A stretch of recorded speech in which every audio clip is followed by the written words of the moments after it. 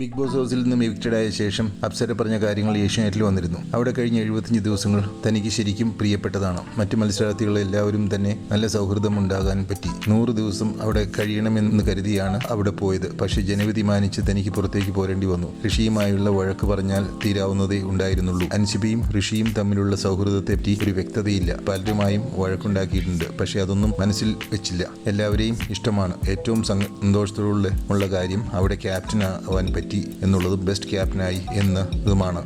ജെന്യുവിനായിട്ടാണ് അവിടെ നിന്നത്. അവിടെ ചിലർ പ്ലാൻ ചെയ്യുന്നത് കാണാറുണ്ടെങ്കിലും അതുപോലെ പല കാര്യങ്ങളും നടക്കാറില്ല. താൻ പുറത്താകാൻ കാരണം ആലോചിച്ചിട്ട് മനസ്സിലാവുന്നില്ല. മറ്റെല്ലാ മത്സരാർത്ഥികൾക്കും അപ്സര നന്മകൾ നേർന്നു.